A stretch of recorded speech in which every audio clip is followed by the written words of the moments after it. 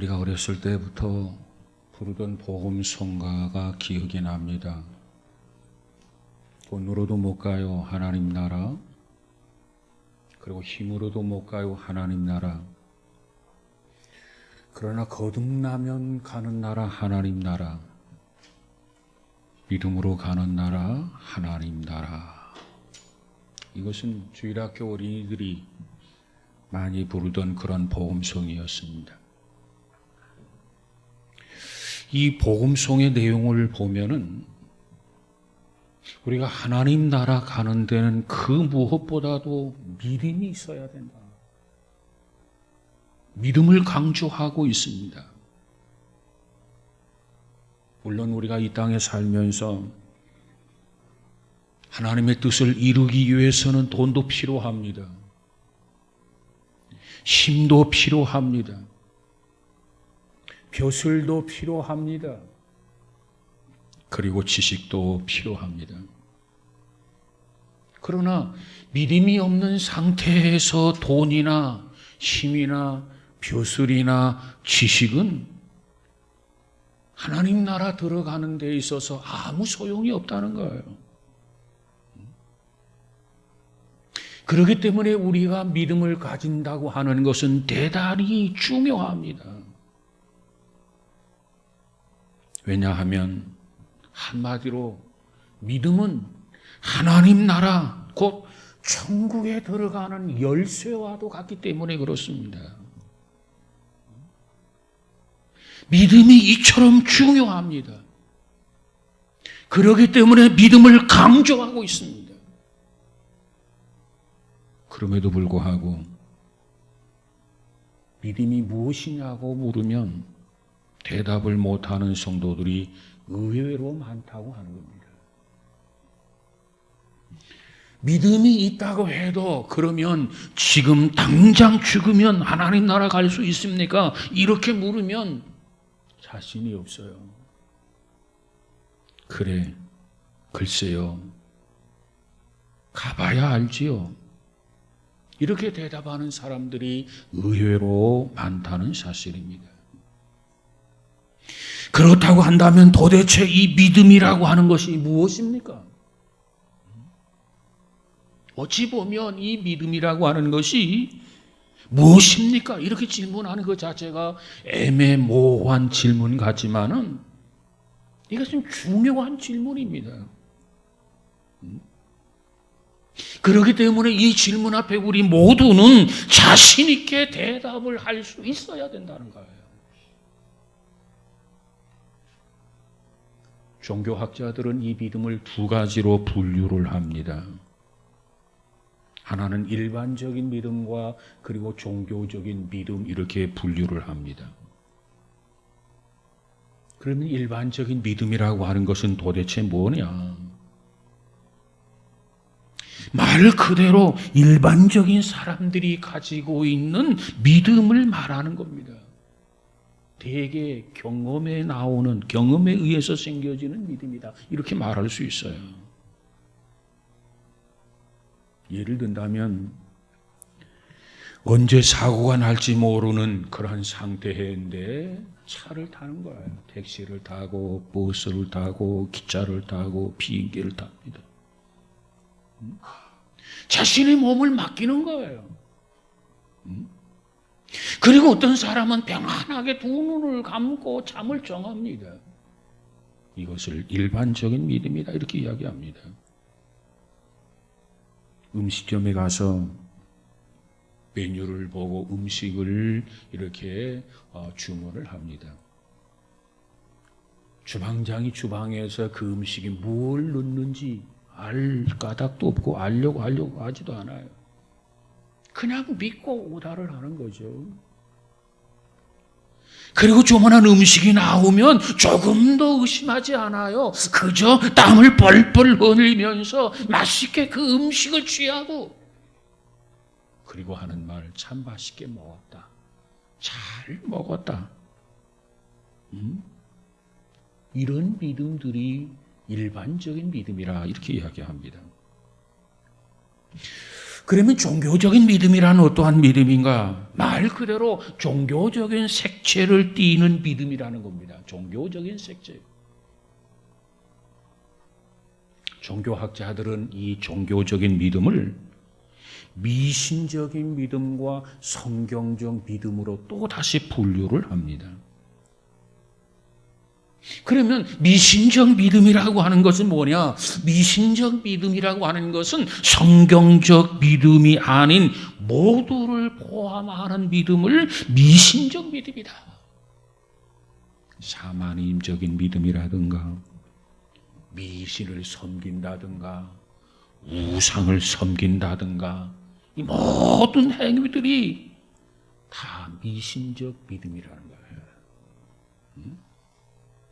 이 짧은 시간에 다 설명할 수는 없지만은 이 시간에는 특별히 성경적 믿음을 중심으로 해서 말씀을 드리려고 합니다. 이 성경적 믿음, 성경에 그처럼 강조하고 있는 믿음, 이 믿음은 어떠한 믿음이어야 하는가? 이 믿음을 가져야만 이 믿음을 가지고 하나님 나라 갈 수 있는데 이 믿음이 도대체 무엇인가? 확실하게 규명해 보려고 합니다. 첫 번째로 이 믿음의 기초는 신구약 성경 66권이 살아계신 하나님의 말씀이라고 믿는 거예요. 이것이 믿음의 요소의 첫 단계입니다. 첫 번째 요소란 말이에요. 구약 성경이 39권입니다. 신약 성경이 27권입니다. 도학 66권인데 이 성경 66권이 살아계신 하나님의 말씀으로 바로 믿는 거예요. 믿는 거. 여기에다 그 어떤 것을 가감하지 아니하고 이 말씀을 그대로 받아들이는 거예요. 다시 말하면 성경적 믿음이라고 하는 것은 그 출발이 성경에서부터 시작되어야 한다는 겁니다. 출발이. 아무리 교회를 10년 다니고 20년, 30년을 다녔어도 헌금을 남보다 많이 할 수 있는 은혜와 축복을 많이 받았어도 그 사람이 이 성경을 하나님의 말씀으로 믿지 않는다고 한다면 그가 가지고 있는 믿음은 다 허당이야, 허당. 가짜란 말이에요, 가짜. 혹은 가짜가 아닐런지 몰라도 그 믿음이라고 하는 것은 큰 문제를 안고 있다는 거예요. 간혹 어떤 분이 저희 그런 질문합니다. 목사님, 성경을 읽다가 보면 도무지 이해가 안 가는 내용이 있습니다. 여러분, 이해가 가지 않는 내용이나 할지라도 그 내용이, 그 말씀이 성경에 기록된 내용이라고 한다면 이해가 되지 아니해도 그 말씀을 그대로 하나님의 말씀으로 믿고 받아들이라는 거예요. 근데 어떤 사람은 이해가 되는 것은 믿고 이해가 되지 않는 것은 안 믿으려고 하는 사람이 있어요. 그건 문제가 있는 믿음이에요.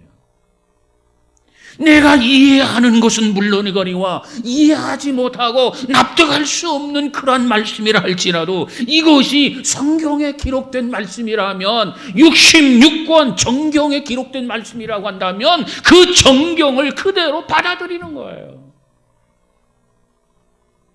이것이 우리 믿음의 기초가 되어야 됩니다. 여러분, 믿음의 조상 아브라함을 생각해 보십시다. 오늘날 하나님께서 아브라함에게 나타나셔서 아들을 주시겠다고 말씀을 하셨어요. 그런데 이때 이 아브라함은 현대 과학으로도 도저히 아들을 낳을 수 없는, 아이를 낳을 수 없는 그런 상태였습니다. 아브라함은 말할 것도 없거니와 그의 아내 사라 역시 이미 잉태를 도저히 할 수 없는 그런 입장에 있었던 여인이었습니다. 그런데 오늘 본문에서 바울은 뭐라고 말합니까? 그 형편을 이렇게 증언해 주고 있어요. 아브라함이 바랄 수 없는 중에 바라고 믿었으니 이는 내 후손이 이에 같으리라 하신 말씀대로 많은 민족의 조상이 되게 하려 하심을 인함이라. 그가 백사나 되어 자기 몸에 죽은 것 같음과 사라에 대해 죽은 것 같음을 알고도 믿음이 약하여지지 아니하고 믿음이 없어 하나님의 약속을 의심치 않고 믿음이 견고하여져서 하나님께 영광을 돌리며 그랬어요. 한마디로 말하면 자기 자신을 보나 아내를 보나 아이를 낳을 수 없는 상태입니다. 아이를 가질 수 없는 상황입니다. 그럼에도 불구하고 하나님이 말씀하시니까 아브라함이 그 하나님의 말씀을 그대로 믿고 받아들였다는 거예요. 여러분, 믿음의 출발이 바로 이겁니다. 우리들이 가져야 할 믿음의 출발은 하나님께서 말씀하셨다. 그러한다면 그 말씀에 대한 신뢰로부터 시작하는 것이 믿음이에요. 하나님이 나에게 무슨 말씀을 하시든지 그 말씀을 믿는 거예요. 그 말씀을 신뢰하는 거예요. 이것이 바로 믿음의 기초라는 겁니다.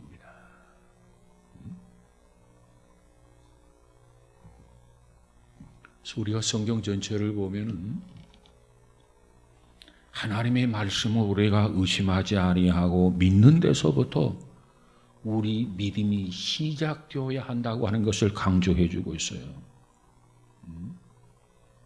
우리가 때로는 성경을 읽다가 보면은 우리 경험에 비추어서 야, 이건 도저히 이해가 안 된다. 야, 이건 있을 수 없는 일이다. 이건 우리의 상식이나 우리의 어떤 이론에도 납득할 수 없는 어지러진 그런 내용이 혹 있을 수도 있어요. 그러나 그것이 성경에 기록된 말씀이라고 한다면 하나님의 말씀으로 믿고 받아들이는 거예요. 이게 믿음의 출발이라는 겁니다. 요한복음 5장 40절에 가서 보니까 이렇게 말합니다. 왜 우리가 성경을 글자 그대로 믿어야 되느냐? 왜 성경을 하나님의 말씀으로 믿어야 되느냐? 그 이유가 요한복음 5장 40절에 기록되어져 있어요. 그 이유가 뭡니까? 우리가 성경을 믿지 아니하면 예수님에 관한 믿음이 다 허당이라는 겁니다. 헛것이 된다는 거예요. 성경을 믿어야만이 예수님에 대한 믿음이 건강한 믿음이라는 거예요. 바라기는 저와 여러분이 성경에 기록된 그대로 때로는 이해할 수 없는 내용이 있을 수 있어요. 상황에 맞지 않은 그런 내용이 있을 수도 있어요. 그럼에도 불구하고 이것이 하나님의 말씀이라고 믿고 받아들이고 신뢰하는 저와 여러분, 우리 모두가 되어지기를 주님의 이름으로 축복합니다. 이 성경이 우리 믿음의 이와 같은 기초가 되어야 됩니다. 여러분, 기초가 튼튼해야 건물이 튼튼하지 않아요? 기초가 부실하면 건물이 부실할 수밖에 없어요. 성경이 요구하는 이 믿음 위에 우리의 신앙을 날마다 건축해 나가십시다. 그 믿음이 건강한 거예요. 그 믿음이 복음적인 믿음이라는 거예요. 그 다음에 두 번째로는 믿어진다면 하나님의 말씀으로 생활하라는 겁니다. 실천하라는 거예요. 성경을 하나님의 말씀대로 믿는다고 하면서도 이 말씀을 실천하지 아니하면 어떻게 됩니까? 그릇된 신앙, 그릇된 믿음이에요. 자, 그런데 우리가 이 말씀을 그대로 믿어야 되고 하늘이 두 조각이 나도 이 말씀을 그대로 실천해야 되는데 우리의 현실을 보면은 그것이 잘 안 된다는 거죠. 이것이 솔직한 우리의 고백입니다. 그럼에도 불구하고 믿음은 계속해서 이것을 요구합니다. 네가 믿느냐 행하라는 거예요. 네가 믿음대로 살라는 거예요. 그러면 믿음대로 된다는 거예요. 믿음 얻기를 위해서 기도하라는 거예요. 여러분, 우리 모두는 어떠한 상황 속에서든지 간에 하나님 앞에 기도하면서 하나님의 도움을 청하면서 주신 말씀을 붙들고 그 말씀을 생활 속에 실천하면서 하나님의 뜻을 이루어가는 우리 모두가 되어지기를 주님의 이름으로 축복합니다. 근데 왜 잘 안 됩니까? 왜 하나님의 말씀을 믿는다고 하는데, 믿기는 믿는데 왜 우리가 말씀대로 살지를 못하느냐 그 말이에요. 그 이유는 오직 하나예요. 그 이유가 뭡니까? 믿음이 부족해서 그래요. 그렇기 때문에 우리는 가슴을 치면서 하나님 믿음 없는 것을 도와주세요. 나에게 큰 믿음을 주세요. 이와 같이 몸부림을 쳐야 된다는 겁니다.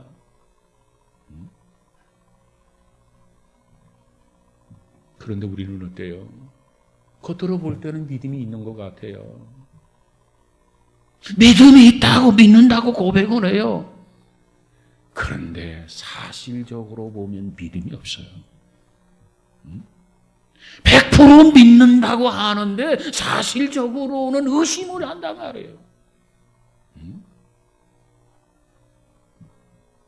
여러분, 성경이 하나님의 말씀이라고 확실히 믿고 누가 뭐라고 해도 나는 하나님의 말씀대로 살리라. 세상 사람들이 나를 부러워하지 아니하여도 나도 세상 사람 부러워하지 않다. 나는 오직 주님만을 바라보고 의지하면서 주님을 쫓아가리라. 날마다 고백하면서 나가는 저와 여러분, 우리 모두가 되어지기를 주님의 이름으로 축복합니다. 하나님이 그걸 우리에게 요구하는 거예요. 여러분, 아브라함을 보세요. 아브라함이 바로 그와 같이 말씀대로 살았어요. 하나님께서 아브라함이 말씀에 순종했다, 이 사실을 우리에게 보여주는 한 사건이 있습니다. 그 사건을 뭐라고 하느냐? 모리아의 사건이다, 이렇게 이야기합니다. 그러면 아브라함에게 있어서 모리아의 사건이란 도대체 뭐냐? 하나님이 창세기 12장에 가서 보니까는 아브라함을 75세 때 부르셨어요. 그리고 아들을 주시겠다고 말씀을 하셨어요. 그러면서 고향을 떠나라고 말씀하셨어요. 그때 아브라함은 그 말씀을 믿고 떠나가게 됩니다. 그리고 25년이 지난 나이 100세에 귀한 아들 어렵게 이삭을 낳게 됩니다. 이삭이 건강하게 무럭무럭 자랍니다. 너무나 사랑스럽고 너무나 귀합니다. 그런데 어느 날 하나님께서 아브라함에게 뭐라고 말합니까? 야, 아브라함아, 이삭을 데리고 모리아산으로 가서 거기서 이삭을 제물로 바치라고 얘기합니다. 소를 잡아서 제물을 바치듯이, 양을 잡아서 제물을 바치듯이 그 사랑스러운 이삭을 잡아가지고 하나님 앞에 제물로 바치라고 하는 거예요. 참으로 어이없는 일이 아닙니까? 참으로 황당한 일이 아닙니까? 그럼에도 불구하고 아브라함은 조금도 머뭇거리거나 지체하지 아니하고 그 말씀 앞에 그대로 순종합니다. 그저 하나님이 말씀하신 그대로, 액면 그대로 받아들이고 조금도 의심하지 아니하고 그대로 순종했단 말이에요. 그랬더니 하나님의 칭찬이 들려지는데, 아브라함아, 이삭에게 손을 대지 말아라. 이제야 내가 그 어느 것보다도 나를 사랑하는 줄 알겠다, 경외하는 줄 알겠다. 하나님께서 이렇게 아브라함을 선언해 주셨습니다. 그리고 훗날 히브리서 기자가 뭐라고 말합니까? 이 사건을 가리켜서 도대체 아브라함이 어떤 마음을 가지고 하나님 앞에 조금도 망설이지 아니하고 조금도 지체하지 아니하고 그와 같이 하나님의 그 엉터당토도 않는 그 명령 앞에 순종할 수 있었을까? 히브리서 기자가 이렇게 이야기합니다. 이를 가리켜 죽은 자 가운데서 살리시는 하나님의 능력을 믿고 순종했다는 겁니다. 하나님이 제물로 바치라면 바쳐야지. 내가 믿는 하나님은 전능하신 하나님이신데 내가 바쳐서 이삭이 죽는 한이 있다 할지라도 하나님께서 다시 살려주실 것이야. 하나님은 능히 그와 같은 하나님이시야. 이 믿음이 있었기 까닭에 이삭을 제물로 드리는 결단에 있어서 조금도 의심하거나 조금도 지체하지 않았다는 겁니다. 이것이 아브라함이 가졌던 믿음이었어요. 야고보서 2장 14절 이하에 보니까 뭐라고 말합니까? 행함이 없는 믿음, 삶의 현장으로 옮겨지지 않는 믿음은 그 자체가 허당이요, 헛것이요, 그 믿음 자체가 죽은 거다. 생명이 없다. 이렇게 말씀하고 있습니다. 여러분, 불행하게도 오늘날 이런 헛된 믿음 내지는 죽은 믿음을 가지고 있는 사람들이 너무나도 많다는 거예요. 그 중에 우리 자신이 들어있지 않는지 한번 생각해 보시기 바랍니다. 주일날 예배를 경건하게 하나님 앞에 드렸어요. 거룩하게 기도를 드렸어요. 아름다운 목소리로 하나님을 찬양했어요. 그리고 정성스럽게 헌금도 드렸어요. 그리고 말씀을 사모하면서 말씀을 들었어요. 그렇다면 가정으로 돌아가고, 그렇다면 직장으로 돌아가고, 그렇다면 사회 속에 들어가서 말씀과 더불어서 살아야 되지 않습니까? 그런데 예배는 드렸단 말이에요. 기도도 드렸단 말이에요. 헌금도 드렸단 말이에요. 말씀도 경청하여 들었단 말이에요.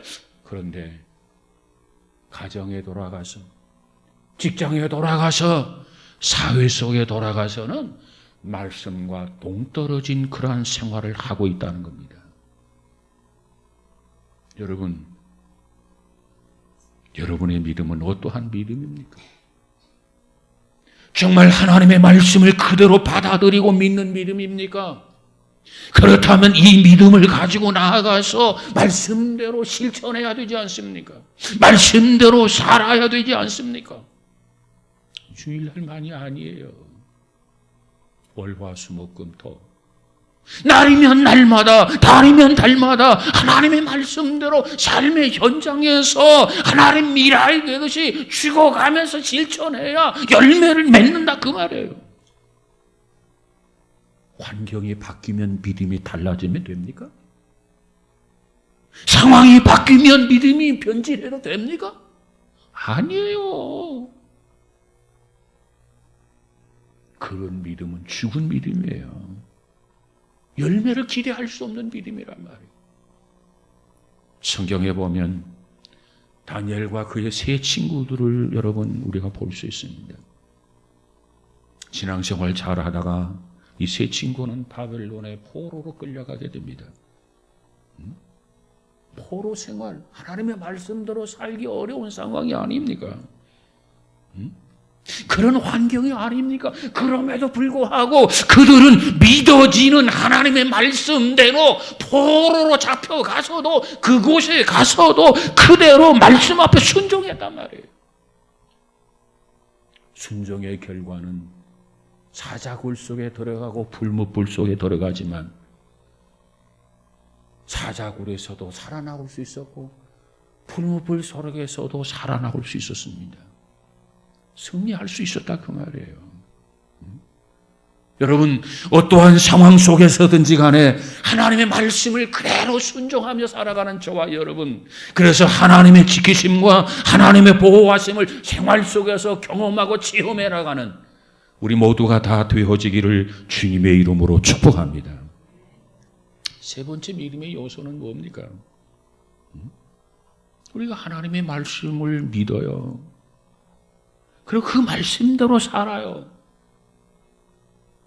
그런데 삶의 현장은 그 믿음대로 살아가는 데 있어서 방해와 장애물 요소들이 너무나도 많다는 거죠. 그래서 어떤 사람은 그 장애물 때문에, 그 방해하는 요소 때문에 그냥 주저앉아 버리고 믿음을 포기하고 믿음에서 이탈해서 주를 실망시키는 사람이 없지 않아 있습니다. 우리는 그 가진 믿음을 지키십시다. 하나님 앞에 순종하면서 날마다 때마다 하나님을 기쁘고 영화롭게 해드리는 저와 여러분, 우리 모두가 다 되어지기를 주님의 이름으로 축복합니다. 우리가 믿음으로 살아가는데, 말씀으로 살아가는데, 하나님 앞에 날마다 동행하는데, 그럼에도 불구하고 이상하게 여러 가지 상황이 꼬일 때가 많이 있어요. 환난이 닥칠 때가 많이 있어요. 역경 속에 우리가 빠져 있을 때가 많이 있어요. 그럼에도 불구하고 하나님을 믿기 때문에 손해를 보고 신앙생활을 하기 때문에 어떠한 불이익이 온다 할지라도 그래도 조금 더 요동하거나 조금 더 흔들리지 아니하고 하나님의 말씀을 가지고 그대로 믿고 순종하며 나아가는, 저 높은 곳을 향해서 나아가는 진보하는 저와 여러분, 우리 모두가 다 되어지기를 주님의 이름으로 축복합니다. 사드락과 메삭과 아벤노고를 보세요. 사실 그들이 왜 이 풀무불 속에 들어갑니까? 그들이 풀무불 속에 들어갔던 이유는 하나예요. 하나님이 말씀하신 거예요. 그 말씀을 그들이 믿은 거예요.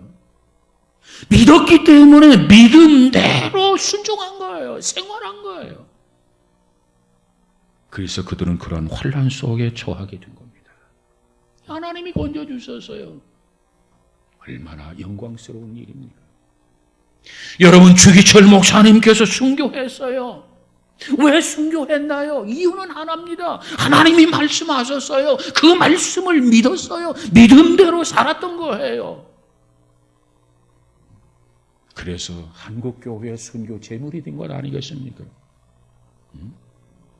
그러나 여러분, 우리가 어떤 고난이 오고 역경이 와도 하나님의 말씀을 붙들고 나아가면 반드시 하나님이 우리를 외면하지 아니하시고 우리를 지키시고 은혜를 베푸시고 축복하시는 것을 믿으시기 바랍니다. 이게 믿음이에요.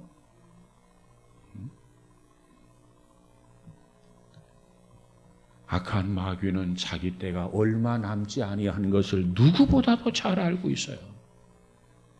그래서 성경은 뭐라고 말합니까? 마치 우는 사자처럼, 굶주린 사자처럼 삼킬 자를 두루 눈이 뒤집혀서 찾고 있다고 그래서요. 그런 거 생각하면 불안하지요. 그런 거 생각하면 겁이 나지요. 그럼에도 불구하고 우리는 안심할 수 있어요. 그럼에도 불구하고 우리는 걱정하지 않아요. 염려하지 않아요. 내 마음에 두려움이 없어요. 내 마음이 편안해요. 왜? 주님이 나와 함께 하심이라. 하나님이 나와 함께 하시기 때문에, 주님이 오늘도 나와 함께 하시기 때문에 걱정이 없는 거예요. 두려움이 없는 거예요. 마음이 평안한 거예요. 주 안에 있는 나에게 난 근심이 있으랴. 십자가 밑에 나가 내 짐을 풀었네. 주님을 찬송하면서 할렐루야 할렐루야. 내 앞길 멀고 험해도 나 주님만 따라가리. 그렇습니다. 이사야서 41장 10절을 보니까 두려워 말라 내가 너와 함께 함이니라. 놀라지 말라. 나는 내 하나님이 됨이니라. 내가 너를 굳세게 하리라. 참으로 너를 도와주리라. 참으로 나의 오른손으로 너를 붙들리라. 그랬어요.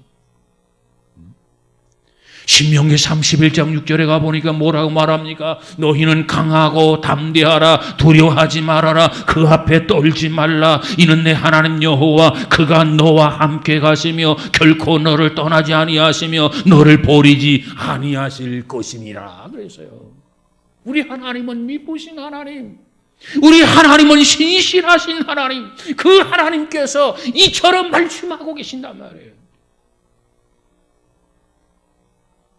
여러분, 우리에게 어떤 어려움이 와도, 우리에게 어떤 희생이 온다 할지라도, 어떤 환경이 달라진다 할지라도 믿음을 놓거나 이탈하지 않기를 꼭 부탁을 드립니다.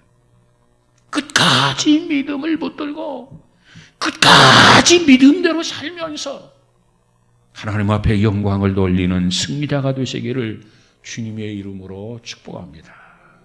여러분, 우리가 하나님 나라 가는 길은 뭐가 있어요? 오직 믿음뿐입니다. 오직 믿음만이 믿음으로 가는 나라, 하나님의 나라. 그 다른 그 어떤 요소도 해당하지 않아요. 오직 믿음이에요. 자, 말씀을 정리하려고 합니다. 여러분은 성경을 믿으십니까? 구약의 39권, 신약 26권, 66권을 가감하지 아니하고 그대로 기록된 계시, 하나님의 말씀으로 꼭 믿으시기 바랍니다. 그리고 그 믿음을 가지고 실천하시기 바랍니다. 자신이 없으면 하나님 앞에 기도하시기 바랍니다. 하나님 도와주세요. 내가 이 말씀대로 실천하기 원합니다. 내가 이 말씀대로 살기를 원합니다. 도와주세요. 믿음 없는 것을 도와주세요. 큰 믿음을 주세요. 이와 같이 기도하면서 살아가시기 바랍니다. 환난이 오고 역경이 와도 흔들리면 아니 돼요. 넘어지면 안 돼요. 최후의 승리자가 될 수 있도록 다니엘을 통해서, 사드락과 메삭과 아벳느고를 통해서 하나님이 영광을 받으신 것처럼 우리도 최후의 승리자가 되어서 하나님께 영광을 돌리는 저와 여러분, 우리 모두가 다 되어지기를 주님의 이름으로